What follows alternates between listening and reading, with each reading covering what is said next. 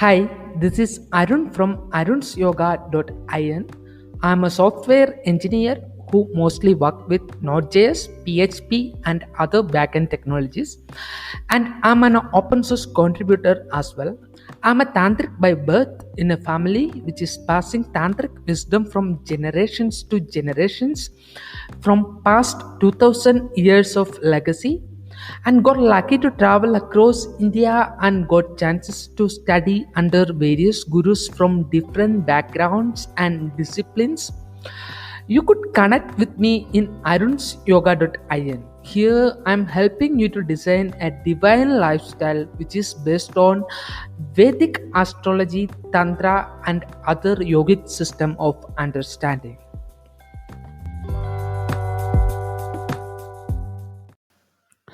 Hi, for today's podcast, we are having a guest. Her name is Bracha Goetz. She is a Harvard educated author of 39 children's book. On today's podcast, we are speaking about how to overcome the food addiction and the 5 levels of pleasure, including her chart. So let's begin our Vedic reading series, episode number 19, the 5 levels of pleasure. So yeah, hi, welcome to my Vedic reading series. This is going to be the episode number 19, and I hope you have gone through any of my Vedic reading series basically. So yeah, I'm so glad that you have joined to one of my podcasts. So we all know that you are a writer. So can you talk about these stories, why you are writing for kids, especially for children's? Oh, because with children, it's like you can engrave it on their soul. If you start at the very beginning of life to imbue them with beautiful messages about the purpose of life and what life is all about, then everything will be different. I write the books I wished I had as a child so that children can understand from the very beginning that they're spiritual beings and that they need to protect their souls, take good care of their bodies, and protect their souls so they can shine. Yeah. So, what is that particular story which you wrote, especially for kids, that you feel that guide them to a particular level of understanding that honestly come from your heart? What is that story about? What is the story? What is the book title? Yes. Like for instance, like the invisible book, I talk about all the things that we believe in that are invisible, like gravity. We just let go of something, it falls. There's an invisible force, and time is invisible, and feelings and thoughts are invisible, and electromagnetism. Why can a magnet pick up a paperclip? It's all these invisible forces are around us, and they have a powerful effect on our lives, and we believe in them. So it's not far-fetched to believe that invisibly we're all spiritual beings. And although we look like we're just physical bodies, those are just the clothing for our soul. So it's like it's called the invisible book, and it teaches about all the invisible things that we believe in, so that it follows to understand more readily that we're spiritual beings. And like another example is I want to be famous. This boy wants to be famous like a lot of children do, and someone takes a YouTube video of him doing something ridiculous, and he becomes famous overnight. And then he loses his fame just as quickly when someone else could do it better. Until he's very sad, then, until he realizes that if you can shine the spotlight within you, then it's not dependent on anybody else. Then the joy can't be taken away. So if we nourish our souls to shine, that's it in life. That's the way to have every day be a glorious day if we nourish our souls. So that's another example. And like I have books like Let's Appreciate Everyone about teaching children how to interact with other children that have disabilities, because children with disabilities are usually the loneliest children around. They don't get invited to play dates and they don't get invited to parties. And so it teaches children how to be inclusive. Like if someone's in a wheelchair, you sit down on the same level, you sit down so you're sitting next to them, not standing way above. And if someone's deaf, you speak slowly so they could read your lips, and you write them a note. You could pass notes to each other. It teaches children what they usually don't know how to interact, so it explains that. Like if someone's blind, you introduce yourself when you come up, and if you're going away, say I'm going away now, you let them know these things. And there are invisible disabilities where children don't know how to interact socially. So it talks about going over and including them. Like if they're sitting on the side and everyone's playing a game, go over and ask if they want to join. They may not want to, but they'll still feel good that somebody tried to include them and ask them. And it talks about how, it's very common to stare when you see someone with a noticeable disability, but that there's another 5-letter word. It begins with S, and it's so much more helpful if you can smile instead of just staring. Smile, and that warms the heart of everybody, actually. So that's an idea of like how it teaches different skills that children, if we learn these skills as a child, we'll have them our whole lives. And yeah, I mean, I have also books like Teaching How to Protect Children from Sexual Abuse. All of this is to guard the soul. And because otherwise a lot of garbage gets piled on top of a soul if it's not protected. So like I have a new book out this week, which is Let's Swim Safely. That's another thing about guarding our precious bodies, because especially for very young children, there's a lot of unnecessary death of children in water that can be prevented if we spread public health messages about how children and how parents can watch over little children.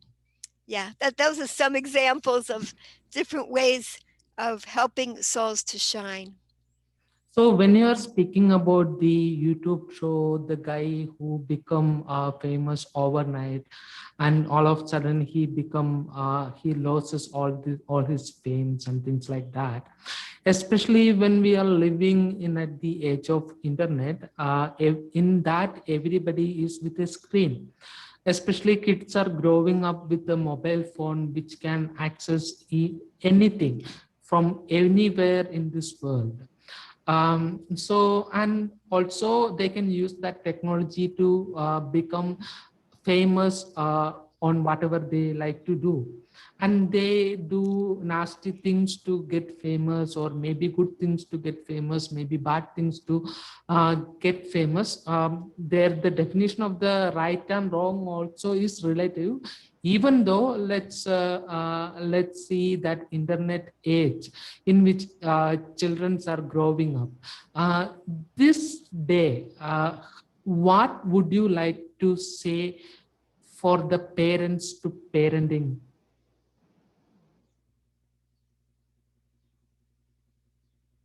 Like a parent of an internet kid, what would you like to say to them? What what would I say to a parent where their child is very involved with the internet? Is that what you said? Is that Yes. uh, I can't hear so well right now. It's the sound is going off. Um, Yeah, that's what I was asking. So, what would you say to a parent for an whose kid is so much involved with the technology, and he used that technology to become famous. Yes, it's a very big problem. All I can recommend is just bring in as many natural joys as you can into your child's life.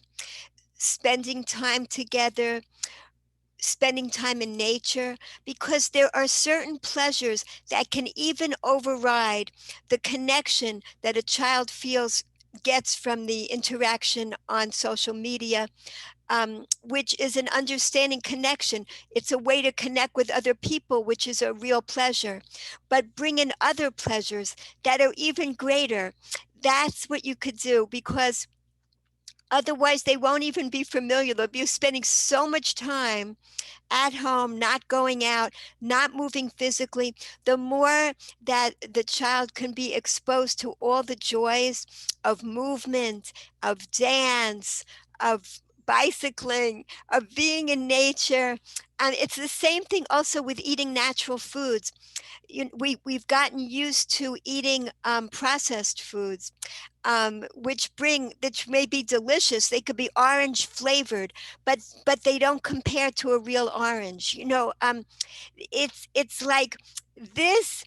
The orange was made with infinite intelligence and infinite kindness, and that can't compare to like an orange flavored jelly bean, which when a person doesn't know any better, they will enjoy that more than the real thing. So we have to introduce into children's lives more and more the real natural pleasures of life, and model it ourselves. That's super important. The more that we model that kind of behavior, the more that children and when the children see our own joy in experiencing the natural joys of life, then they will seek to emulate those joys in their life. So, do you feel like the spirituality can take the role of a kid's life in this way? Like spirituality can help them to get exposure to the natural joy, and they making them to appreciate the life. Yes, and the natural joys are spiritual joys. That's what we sometimes don't recognize. Like all the natural physical pleasures in this world were designed to uplift our bodies and uplift our souls. When we when you eat an orange, if you do it mindfully, you feel spiritually uplifted. You don't feel the same with a bag of potato chips. It just doesn't do the same thing. So basically, the more that we bring these natural pleasures into our life, these were designed to be pleasurable. What I learned about is the lowest level of pleasure are all the physical pleasures. So these physical pleasures, they uplift our bodies and uplift our soul. And I learned about 5 levels on the pleasure ladder. Like the next level up is love. The first level is appreciating the natural physical things in the world. The next level, love, appreciating another individual. What are the virtues you appreciate about someone else? And the next level up is meaning, doing something good and meaningful in the world. Above that is creativity, putting a putting a part of yourself into the world, a part of your own divine spark into the world and making it better.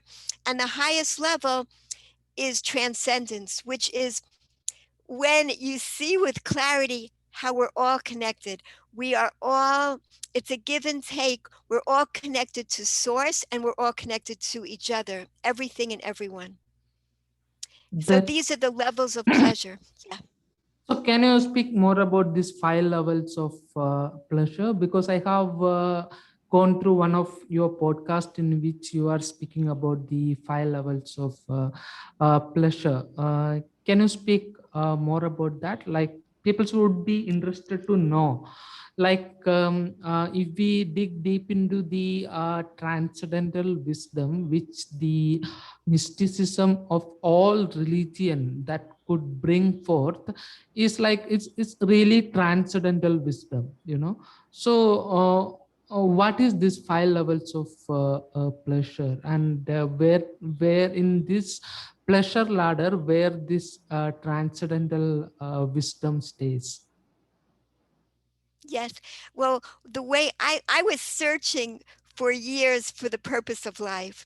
When I graduated from Harvard and I went to medical school, I was studying to be a psychiatrist, and that summer I had a 6-week break between my first and second year of medical school. I went to Israel, and that's when I met a rabbi who was I began to learn about ancient mystical wisdom. And in ancient texts, Kabbalistic teachings teach about the 5 levels of pleasure. So that's when I finally was taught that the purpose of life is to experience the greatest pleasure possible.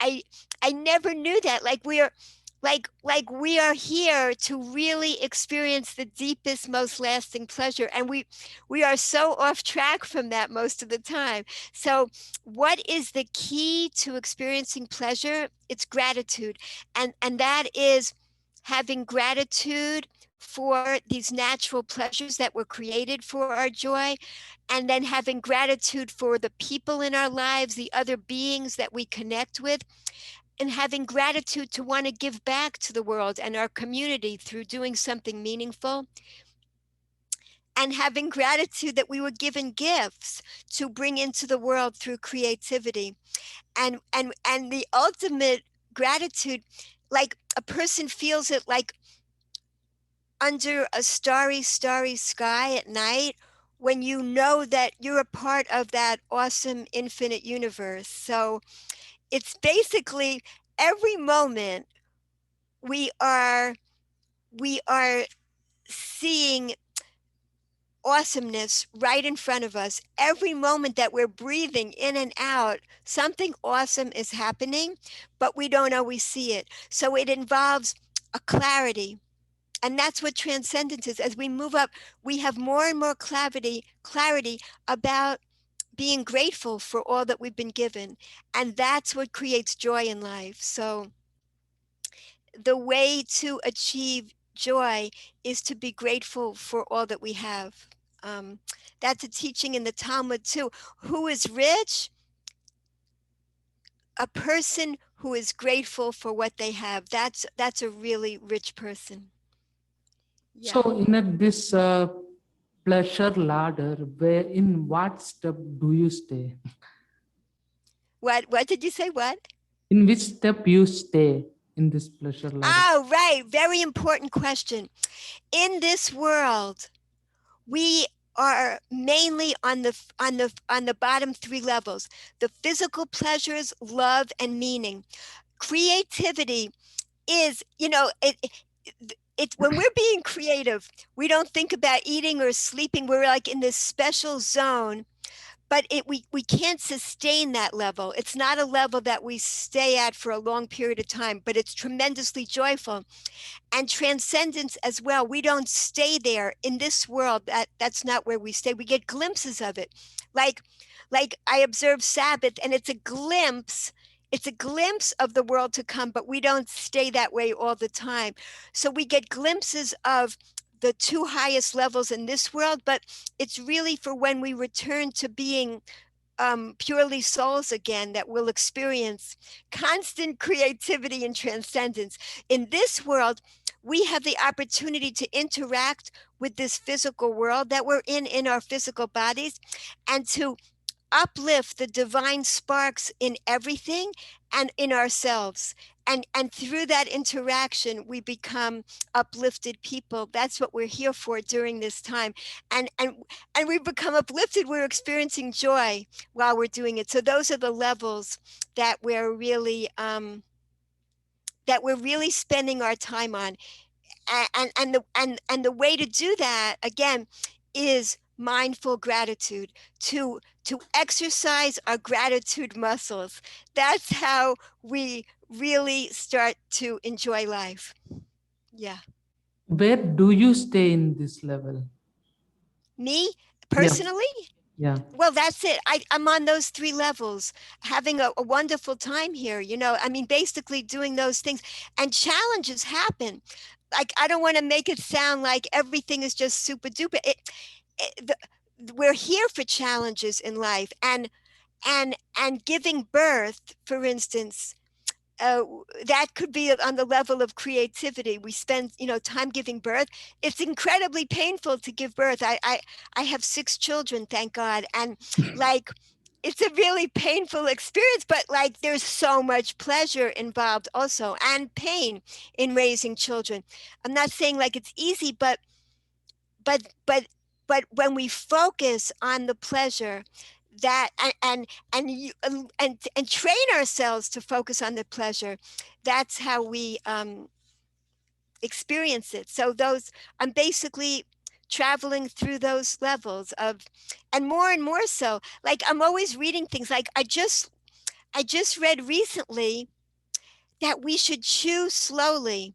And I never was doing that, so I tried doing it, because the book was saying if you chew slowly, you only experience the pleasure of the taste.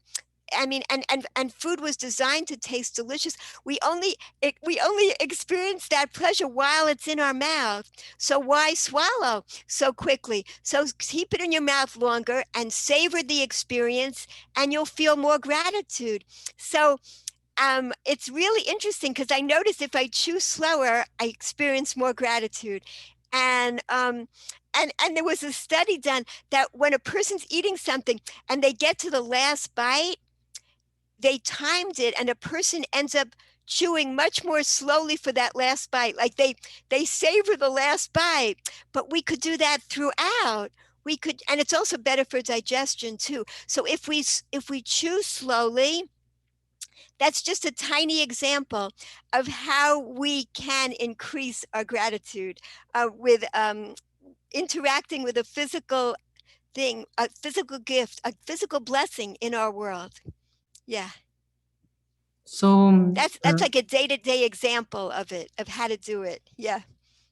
yeah.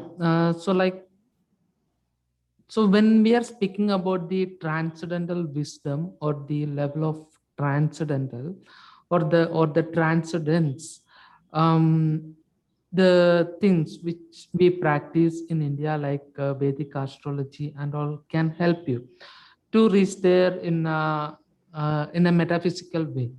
So have you done a Vedic reading before? How have what? Have you done a Vedic chart reading before? No, never.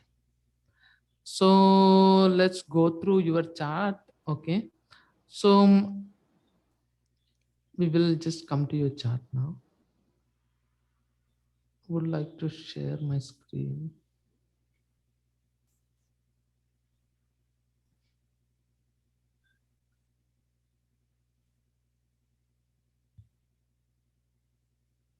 Can you see? Yeah. The Oh, yes. Uh-huh. I see it. Okay. So your nakshatra is Punarvasu. So nakshatra means it's a group of stars. So what happened is, like in ancient time, the rishis came out and they looked at on the sky and they said, "Oh wow, so we are the part of that," and they started to transcend themselves into that subtle reality, or what we say it as like the greatest pleasure on your theory of the fifth level of pleasure. Like it's not bodily pleasure. When we come to transcending our soul, it's not bodily pleasure. It's much deeper. Like we should appreciate, we should get embodied in our own body to get there. Otherwise, if there is no body, we can't reach there. Okay. So but Hmm. even though that is not the body. So well, so now let's go through your chart first. So what is that? The bird which is associated with your chart is owl. You can see this bird, right? Yes. So it's like, what is this signifies? How do this manifest in your life is this way? Uh, this will help you to connect with the magic practices.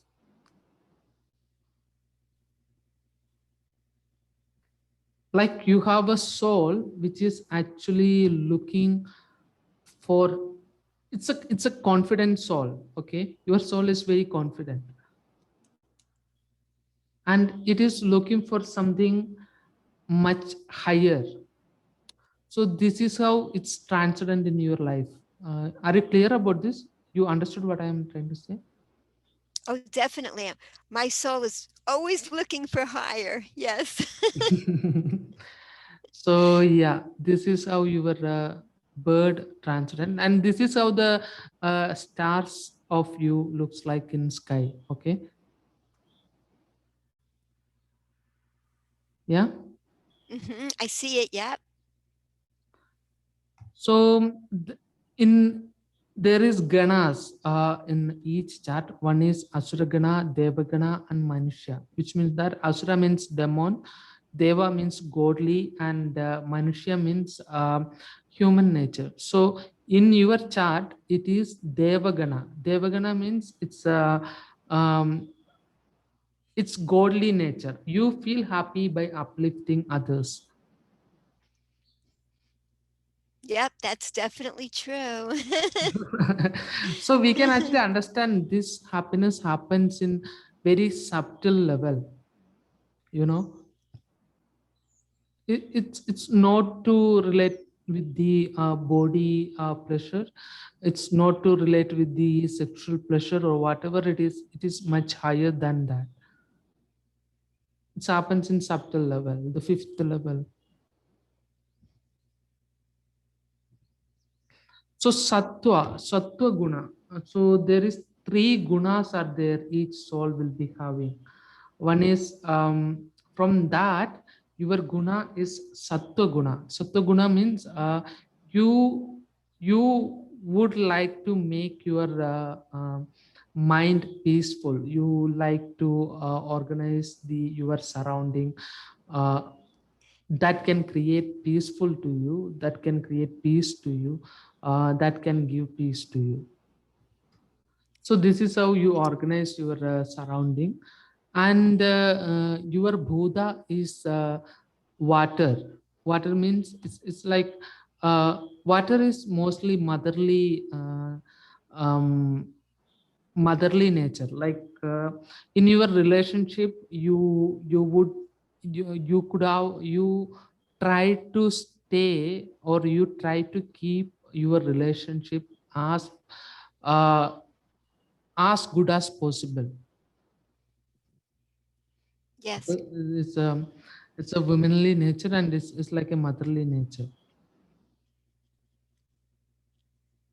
And the shakti, your feminine part of your body is more I mean, when we actually talk about the soul, there is no male or the female, because the soul or the source or the god is genderless basically. So your shakti or your source is more feminine. So you possess feminine qualities which are like creativity and things like that. Like you, there is no wonder that you become a writer. So there is like vata nature. Your nature is vata, which means that you are sensitive to cold Oh climate, gosh, cold. am I sensitive to cold? Oh my gosh, yes. Yep. And your god, metaphysically what we say, this is actually not god. Don't get into the concept of god according to Christianity, because they say there is a single god, but in metaphysically, if we look at into the reality, there is no god basically. There is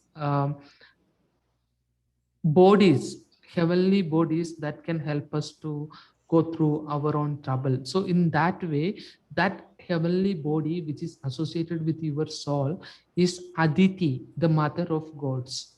So it's a female metaphysical body that can help you. There is a sound also that helps you to connect with this particular goddess, or it is, when I say the goddess, it's not exactly goddess, it's a heavenly body. uh, Well, I'm just wondering, why don't they call it angels then? yeah, exactly, angels. Yeah, that would be a better way to translate it, I'm thinking. Yeah, it's a better way to translate it, exactly. So when the some part of the Christianity actually actually says there is a God, but uh, in reality there is metaphysical bodies are existing. Like, have you heard about Rosicrucian Christianity? About what? Rosicrucian Christianity. No, Okay, so this is like mm, yeah, angels. We can say it in angel. angels. Yeah. Yeah. So this is your soul angel, and there is a yoga, a breathing technique for your particular nakshatra that you can see in this link. I will share you this link. This is my website. I'll share you the link to my website. Okay. Very interesting. So this is the most pleasurable sexual position for you, according to Kama Sutra. This is Marjara. Like there are 12 yonis, and which means that 12 sexual types each human beings has. So from that you have Marjara, and this is the more pleasurable sexual position that can help you to create more intimacy with your partner. So yeah, this is all about your nakshatra. We will come to your chart, basically birth chart basically. Very, So very interesting. Very interesting. do you want to talk something about this, like what you have just seen? I no, I mean, I think this was very right on, extremely. Amazing. I also saw, I think you were saying when you talked about the sensitivity to cold, it also described that I love movement, which I do. I love to move, and dance and practicing yoga exercises are things that I love to do in a way that it doesn't only uplift my body, it uplifts my soul when I do these things, right? So it seems very, very, it's fascinating to me that you can determine these things um, through, you know, whatever you've studied, how you can, really amazing work. Fascinating. Yeah. How you wrote It's a about, gift. what is that? It's a gift that you have to do this. That's wonderful. Have you wrote about angels? No, never Why? written about angels. Why I, did you could, why I didn't you write about angels? Maybe I will now. Who knows? I'll write it down right now. Maybe I'll write about angels. Angels are fascinating things. Fascinating. It's like we learn in ancient Jewish teachings that even a blade of grass has an angel helping it grow. Like everything that happens in life, there are angels helping it to happen. Yeah. So the Kabbalah system you were speaking about, like. Yes. So Exactly. when you write about the angels to kids, I feel like for instance, if we think about Indian understanding or how the peoples in India grows up, like they will go through a lot of stories about gods and goddesses and things like that.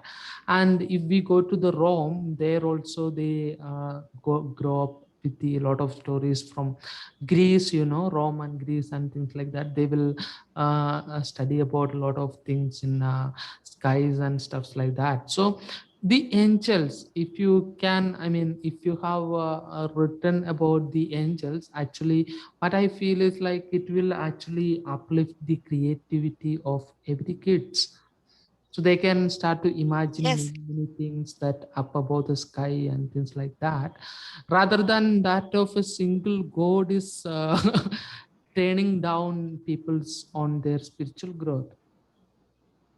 Because the Right. moment you say there is only one god, it is actually closing your growth, because there is only one truth. So it will kill the possibility to knowing, like it will kill the possibility to seek. If you say this is rigid and this is correct and this is the only way, what happens is like it's basically killing the possibility to seek, because for sure this is only right. Then it's actually creates the problem. The idea of only one God is the sense of, I think, yoga. It's unification. Yeah. Everything goes back to one source. That's so it's not limiting, it's unlimited. There's infinite power involved, but there's a sense of oneness. And that's what we can recognize with transcendence.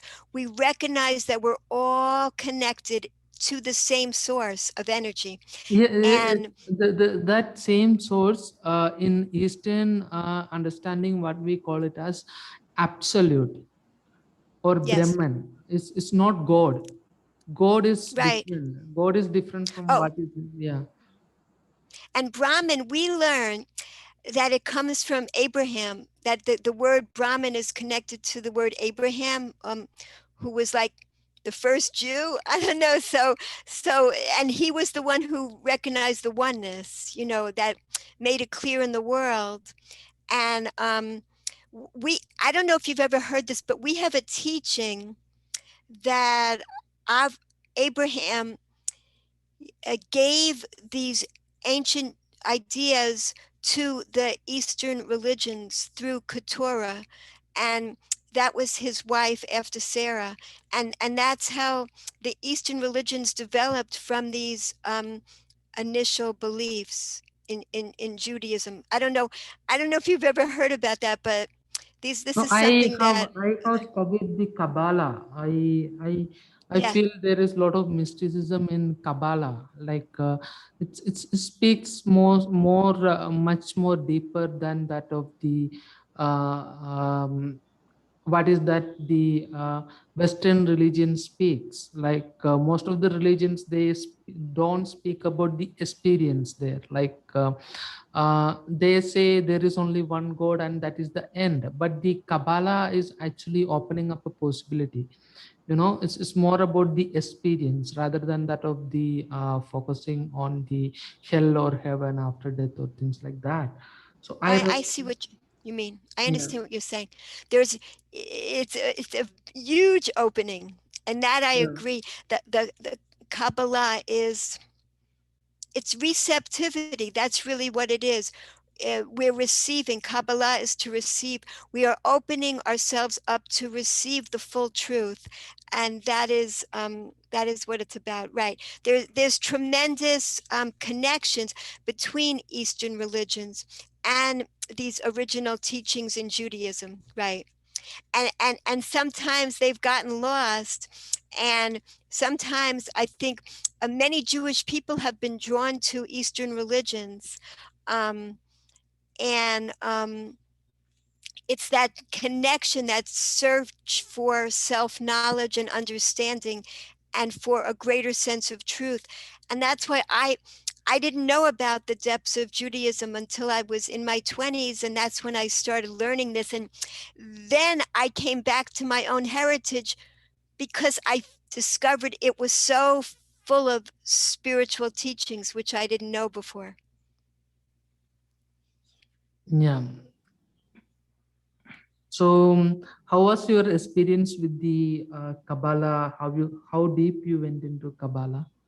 I don't think I've gone in deeply at all, but I from reading the books of it's called Derech Hashem in Hebrew, which is the way of God, and the Rabbi Moshe Chaim Lozato, his teachings are all based on Kabbalistic wisdom. So I've just really studied that, and so other things that have given me this knowledge about how the five levels of pleasure, they correspond to the five levels of the human soul that is talked about in his teachings. So that's why when we increase in our level of pleasure, we are uplifting our soul to higher levels. Yes. So let's go to your chart. Basically, I would like to show you a chart also.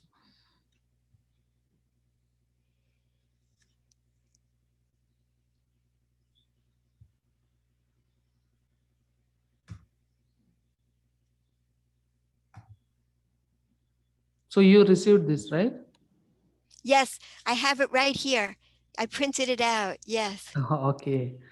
So this is the birth chart. Okay, this is the planetary positions when you got birth into Earth. This is how the planets will looks like at that particular moment at the sky. Okay, so what and all this will manifest in your life. Let's see that. Um, in Dhana Bhava, Sun along with the Mercury is staying. So what does it means? How does it manifest? Is like uh, your father. Your father has a greatest influence in possibly will be having greatest influence in your wealth. What was that? My father? Your What? father will be having a greatest influence in your wealth, My father had the greatest influence in my life, in your wealth. in my wealth. Yeah. Okay. And Sagaja Bhava, there is Venus. Venus is the planet that is basically what we can say is that the mainstream Christianity will say this is the, serpent, the snake symbol. So what you are seeing is that the Venus is the planet that is associated with the serpent, which is staying on the Sagaja Bhava, yourself. What does it means that you were in your life, you been driven by materialistic pleasure, may not be now but till an extent. Oh, well, basically, that was the food addictions. That's what I think. So Yeah. what kind of the foods you like how did you came No, out of it? I used to, well, what I wrote about in my memoir, that's Searching for God in the Garbage, is about it's about how I developed and overcame food addictions Mhm. through through finding out about spiritual understanding, through nourishing my hungry soul. I believe that people get addictions because their souls are so hungry, right? Yeah, salts are imbalanced, they will get addictions. Right, The content won't right. be there, like. So what and all you have tried to come out from your food addiction, and what do you recommend for peoples to come out from the food addiction? Yeah, that's it. Because we, why do people develop addictions? Because it gives them immediate pleasure. Why does a person overeat? Because they want the pleasure that they're experiencing in the moment to keep lasting. So to keep it lasting, they overeat, or they keep any other addiction going. So, so the joyful way to overcome is to bring more lasting pleasure into your life, bring greater pleasure into your life, bring higher spiritual pleasures into your life. The food was meant to be pleasurable, but again, substitute in the natural pleasures. The more natural foods will bring more joy, and or substitute in another natural pleasure like dancing or taking a walk in nature, or go up the pleasure ladder and focus on what you appreciate about someone, or do an act of kindness, go even higher. All of this takes us out of ourselves, brings gratitude into our life and more connection. So that's how we can overcome addictions, by because we have addictions when we feel estranged, isolated, lonely, anxious. So bring in connection and pleasure and joy, and that's how to overcome it, by nourishing our hungry souls. Yeah, because we're literally starving for more joy in life. Yeah.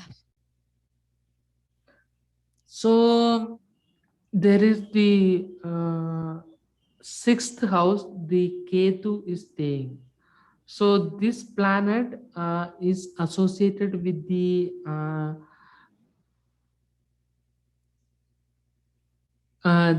occult kind of power. So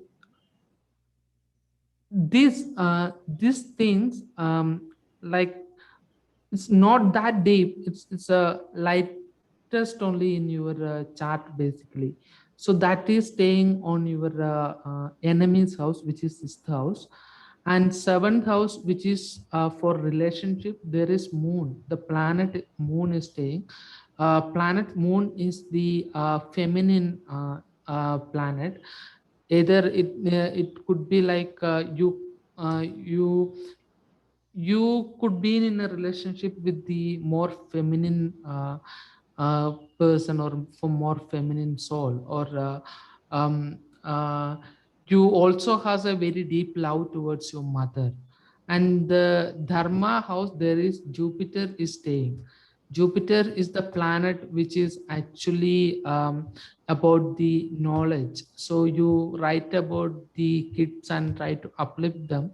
That is actually happening, which is the Jupiter which is staying on the ninth house. And the Vyaya house is the what we say in Eastern religion, what we say, the ultimate goal of human existence is for liberation, is for moksha. Okay, so in that, that is the 12th house. 12th house, in which the 12th house there is Mars along with Saturn, along with Rahu is staying. So Mars is the planet of fight, Saturn is the planet of hard work, and Rahu is the planet of obsession. So you have very obsessive tendency to get into the moksha level or the transcendental understanding. And so that is so great for you, like it helps you in to achieve that. So there are different levels of enlightenment is existing in human. Okay, so the when we are actually, we are not able to achieve that level of enlightenment. What happens when we die? We will get rebirth again. So the for you to understand the Kabbalah is talks about the deepest level of consciousness, like that actually in Kabbalistic teachings, ancient time, it was not open for all kind of people. It's actually limited for a very few peoples, those who are actually eligible to take that Kabbalistic teaching in their life. So that Kabbalistic kind of understanding, or that sense of mind, will be developed over a period of time, like getting birth and rebirth and death and rebirth and like that. So that is how the Eastern religions are believing. So you have a very obsessive tendency to get into that, and that is very good, you know. So your soul can grow into that level of understanding. So when Thank we you. so when we come to your deshas, so Saturn was up to the age of 19 point, so 17, so 19, 7, 26.5. 26.5 plus 7, 31.5. So the most successful relationship in your life has happened at the age of 31.5, somewhere around 30 to 32. Most successful relationship in my life Yeah, happened at age 32. somewhere like that, 30 to 32. Mm-hmm. Okay. Well, yeah, I mean, I'm really happily married, uh, and also I was in the I was in the midst of having children at that time. Oh, okay. It was it was, I would say, maybe one of the highlights of creative times in my life at that age. At A the age of, lot of creative work was happening right then. Really, I think, yeah. So, okay, that very interesting. Very interesting. so that time it was under the, your chart was under the influence of the planet Venus. So Venus is actually the planet that is associated with creativity, sexuality, relationship, and drugs and things like that. So it, I mean, it can manifest in any way. Like if you comes under the influence of the Venus, you can be become very creative. So that is correct, it has happened in that way. So this is the very quick overview of your chart. So do you have any questions about this? I love it. Very fascinating, really. Um, I didn't understand what you said, something about enemies at one point. I didn't know what that was about. Did you know what I'm talking about? Yeah. I didn't know what that said. So that is the sixth house which I was speaking about. Sixth house is in your sixth house the Ketu is staying. So Ketu is actually about the magic power and things like that. So what happens is like that magical understanding is staying as an enemy on your house. What I don't what does that mean? A It, magic what? What about some say that again? What? okay. How do I say? Like you have a weakness of getting attracted to paranormal things. Oh, interesting. That's my weakness. Yeah. Very, very interesting. And if you are Oh, watchful in that kind of situation, you can actually transcend it because the paranormal things are actually normal. You know what I mean? the Paranormal things are actually normal. You can only understand, only you can see it as normal when you are into a certain kind of understanding, certain level of understanding. yes, So in your case, it is acting as an enemy, and if you understand this, it act as an enemy, then you can easily go through that, and you can get into a level of understanding in which the paranormal things can be seems normal. yes, and that is actually the case. Um, if I when if we can overcome the fear, we will see that it really there is no darkness. Really, there's only light. So when we can, it's kind of a mirage, and it's there on purpose to confuse us, but to make us into better people. So that is a way to overcome fear by not actually seeing the evil as a concrete thing. There's good. It's just a messenger of God, really. It's a messenger to make us into better people. So the overriding, it's all contained within goodness. Even what appears to be evil, or like you say, paranormal or something like that, it's really all enwrapped in in a framework of goodness. Yeah, there is no, actually there is no right or wrong if you come into a certain, I mean, when you are become the, when you are become, when you are united with the source, then there is no right or wrong. Well, there's only goodness. I Yeah. mean, on the path to get there, No, there is a right or we can't wrong. even say it is goodness. It's neutral. Yeah, that I think we don't believe. I think we believe in an infinite goodness, that it's not neutral, that what we're heading toward, the transcendence, is is infinite goodness.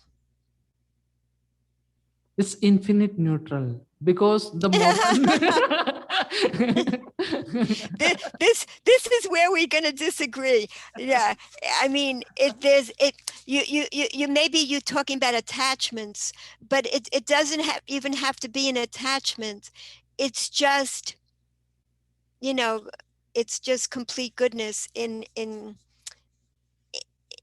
when you connect with source ultimately. Yeah. no, the moment you say there is goodness, then there is bad also. Not necessarily. That's the thing. The bad is a mirage. The bad, like, it's See, just if the there bad to. is the mirage, then the truth also a mirage. The goodness also mirage. So when these two unite, there is infinite neutral. There is nothing Yeah, else. yeah. That would have this. I think this is a point of divergence.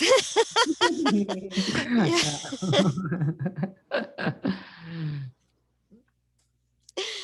yeah. I mean, the ultimate thing that we're striving So for is if you not new. try to understand the Kabbalah much more deeply, you will understand it is infinite neutral. I don't think so. We're not. We're not.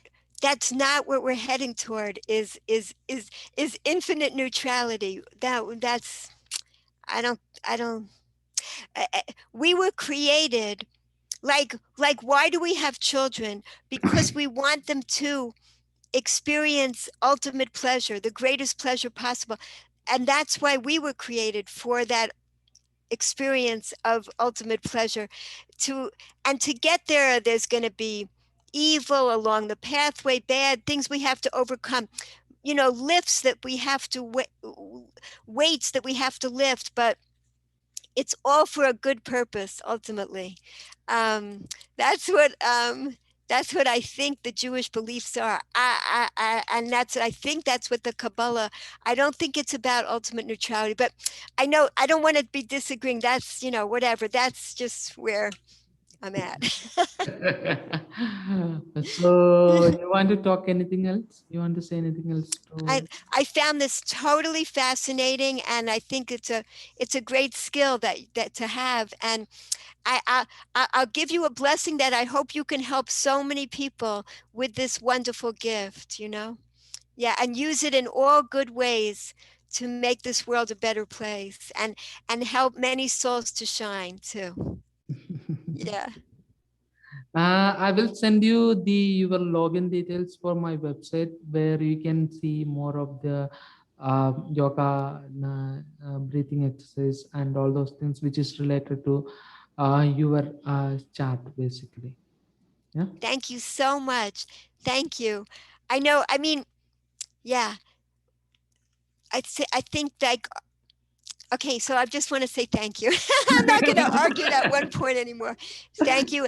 Yes, I have much gratitude for what you're doing. Thank you so much. Yeah. Do you want to say anything to the people who are gonna listen to this? How do they can contact you? What and all they can, what and all you can offer to them? Just, if you want to see my books, they're all in one place on my Amazon author page. So I just wrote one book for adults. That's my journey. And the rest are all for children. So there's 39 books for children and the one book for adults. They're all there. And my contact information is there on my Amazon author page. And anyone that doesn't have money to buy books, you can order them at your public library, so they could spread light into the world that way. So Okay, I thank you so much for this opportunity to spread light in all different ways. Thank you. Yeah. Bye. Bye bye. Thank you.